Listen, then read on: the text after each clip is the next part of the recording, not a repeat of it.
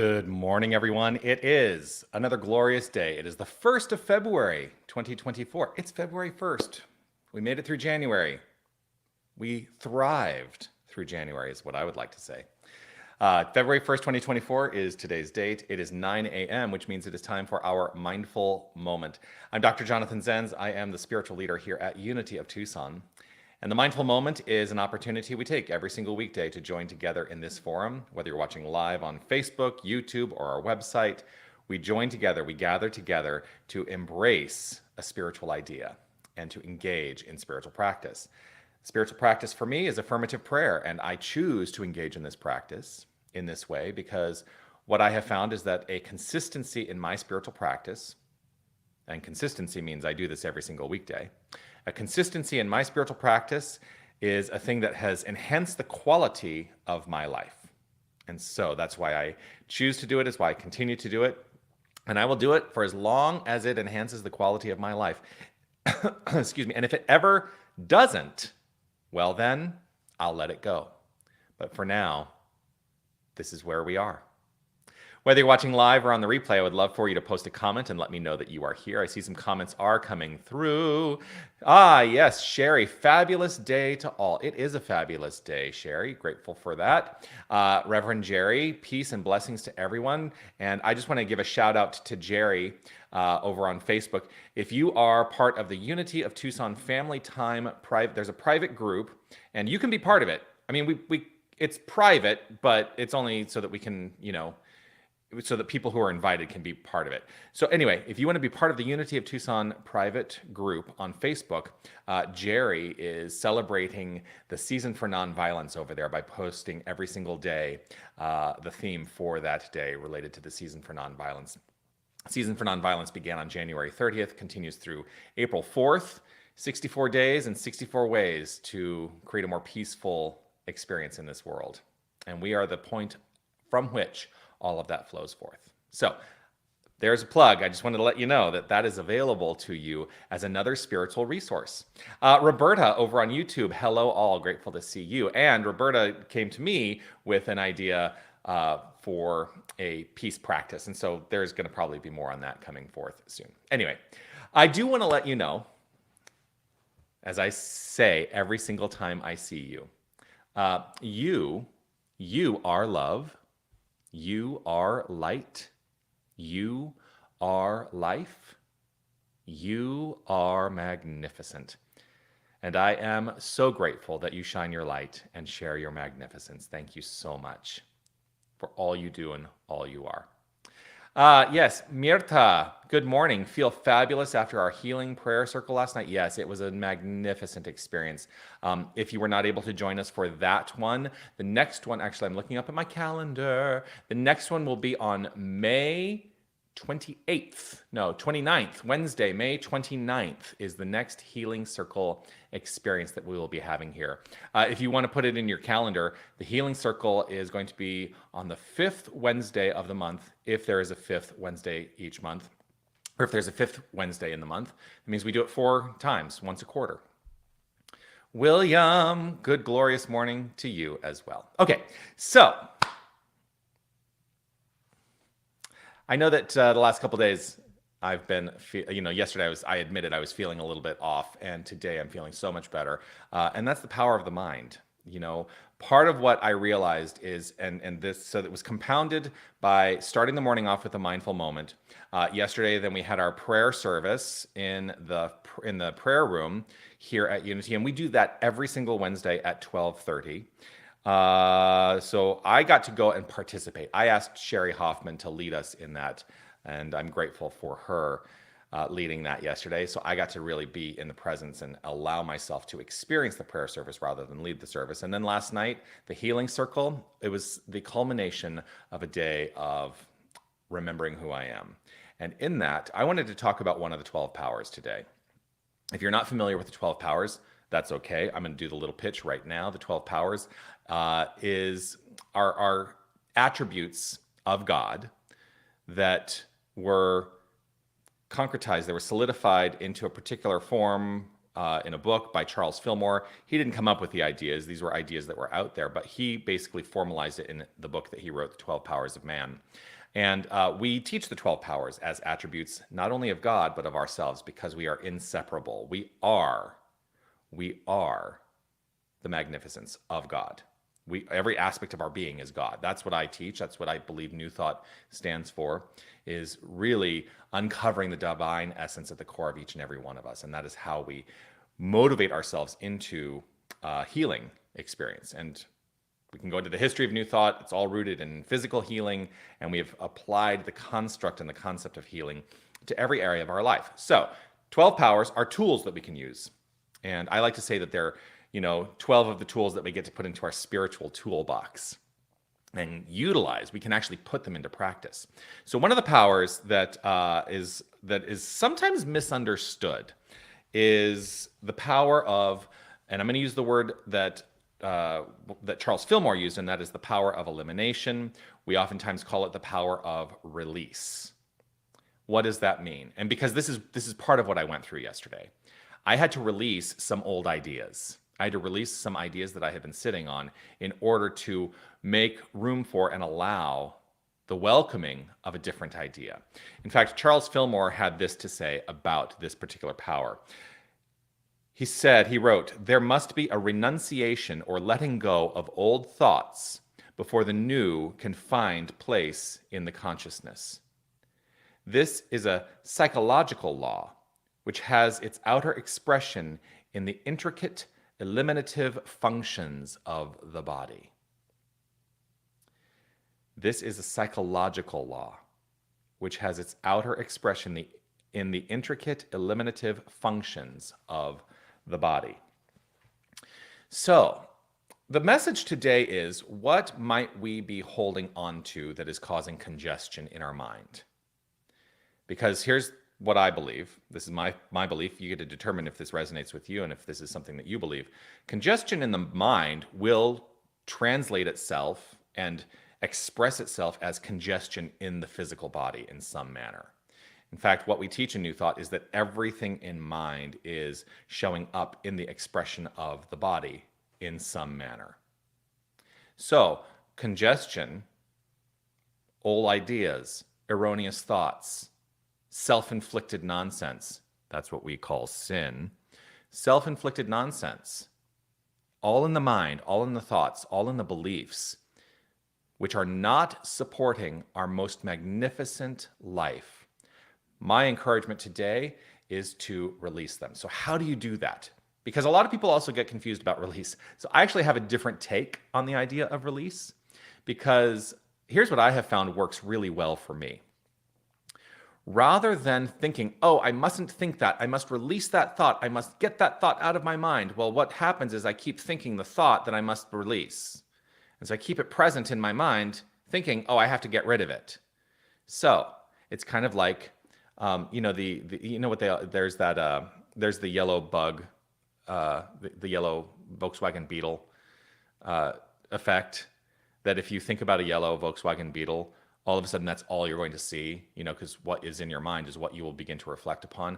It's not that there are more of them just because you thought of them. It's that you're having an awareness of them. So release is drawing into your mind that which you would like to be aware of, letting your mind be focused on that, the new idea, the new thought.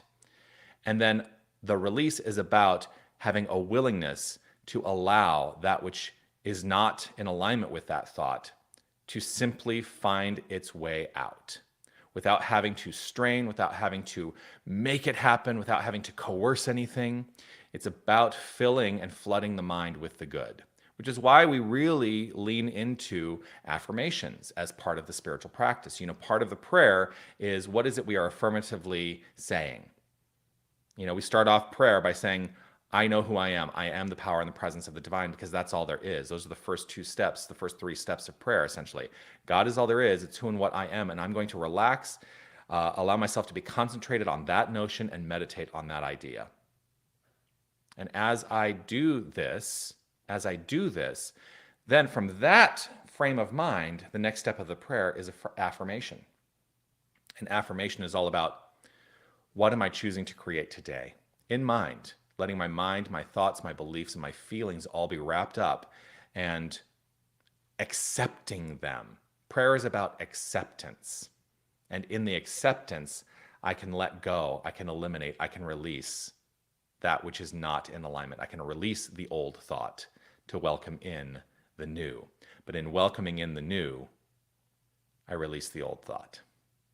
Yes. So that's the message today. I'm going to invite you to perhaps consider what it is in your life, in your heart, in your mind that needs release today. Perhaps it is an old idea. Perhaps it's an idea that worked for you at one time, but doesn't any longer, because that exists too. There are plenty of things in my life that worked for a long time, and I was finally able to say, you know what, I'm done, letting go.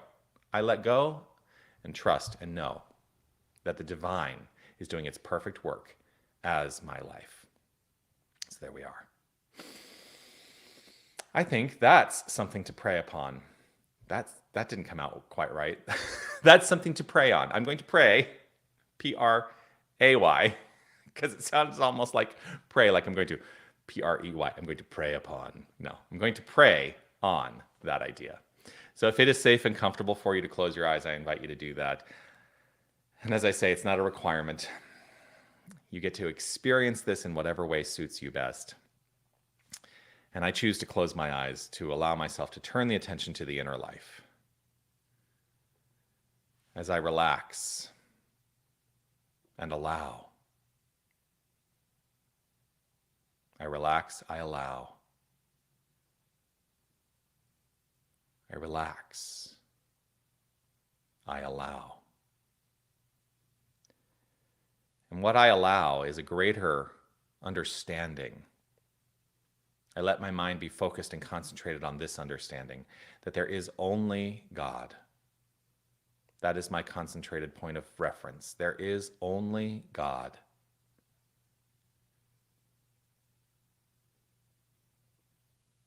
Nothing else exists.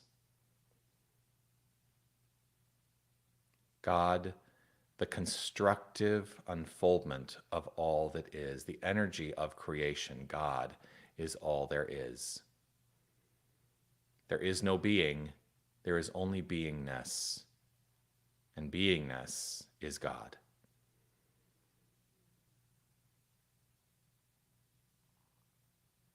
So I deepen this understanding a little bit further to accept and acknowledge and know that this is my identity. This is the identity of each and every one of us. Whether we have an awareness of it or not, our identity is divine. I hold firm in my resolve that this is so. For I recognize and know that this frame of mind, this understanding, this acceptance is beneficial to the outflow of my experience. For when I know who I am, I set the tone for the outflow of my experience.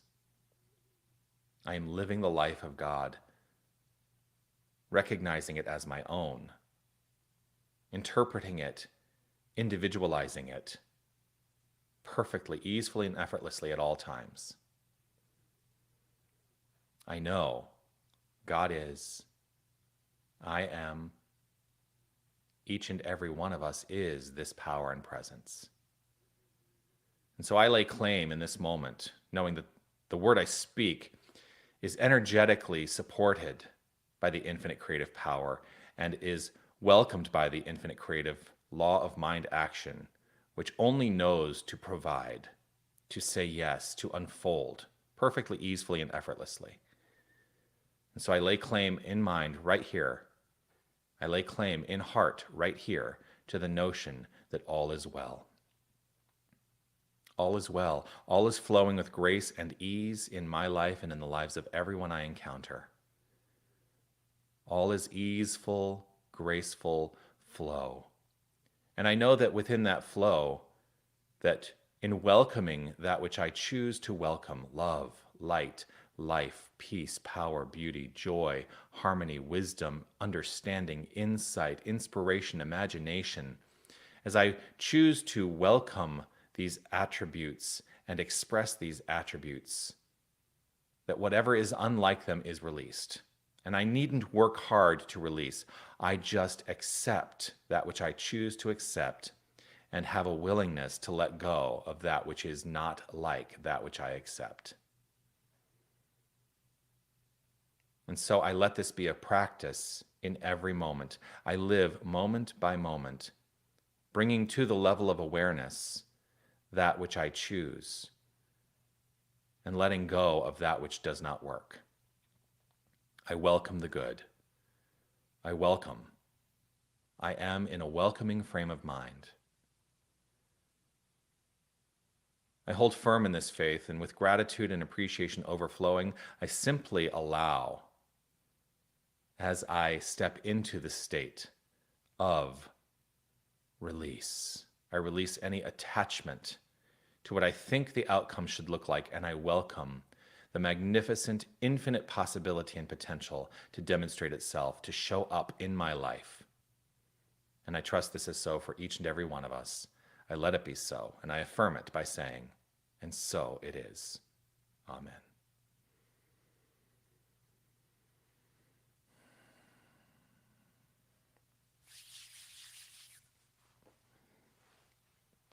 And so it is.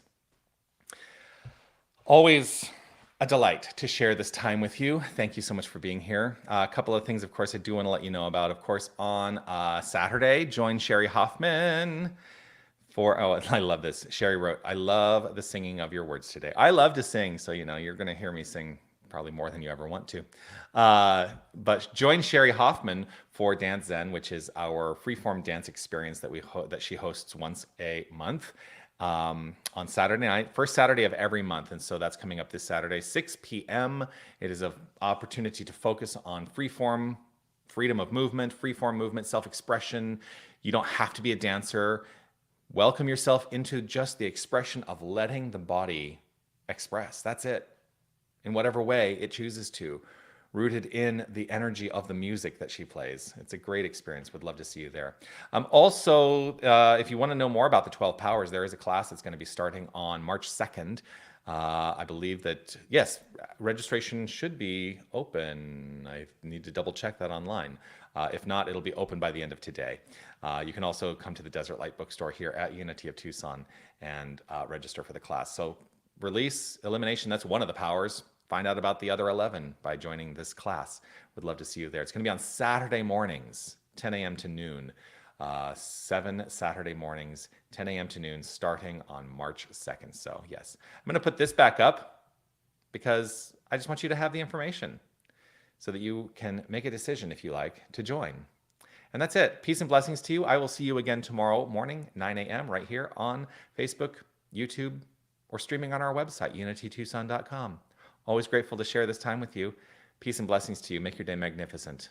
And know you are magnificent, not because of anything you do. It is simply the truth of your being. All right. Be well. Bye, everybody.